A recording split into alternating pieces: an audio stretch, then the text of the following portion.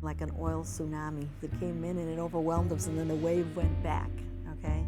What did it leave behind? All the plans that we had for this to last a long time, okay, so now it's been cut short. We started noticing the influx of people coming in between 2009 and 2010. There were a lot of what they call landmen here looking at the records of people who owned properties so they could begin doing the lease agreements for them to start drilling the oil wells.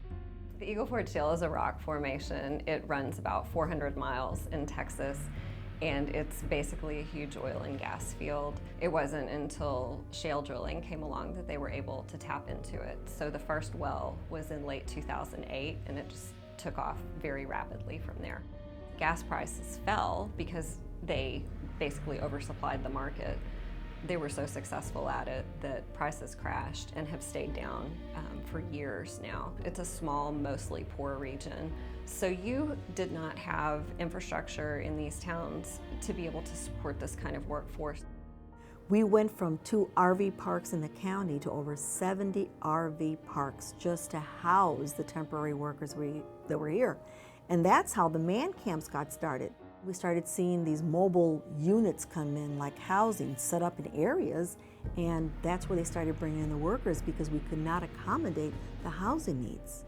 We're able to accommodate 198 guests. Back in 2012, we basically had every room filled. Right now, we probably have 21 guests. You know, we probably had like 100 employees. Well, now we have maybe 5, and it will be back.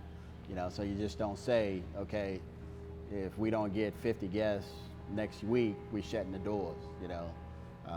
What we do is, okay, what can we do to reduce our costs to sustain ourselves for another year, whatever the case may be. At the beginning of 2015, there was more than 200 drilling rigs. Right now it's at 29.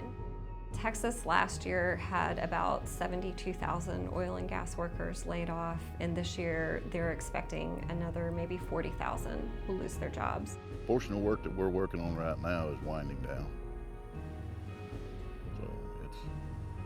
So we could be out of work very shortly, in a few weeks. Determination in the good Lord above and my health, I've survived this long. I'll figure something out.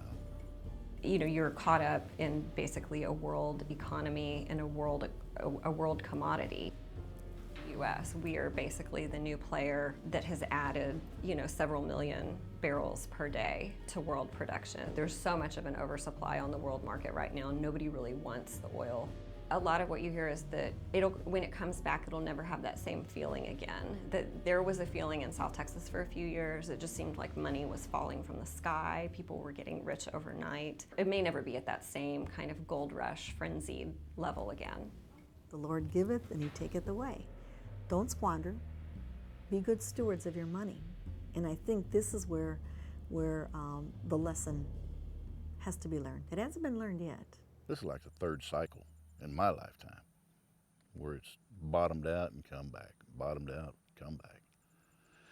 And it will recover from this, because we still are predominantly an oil and gas operated world.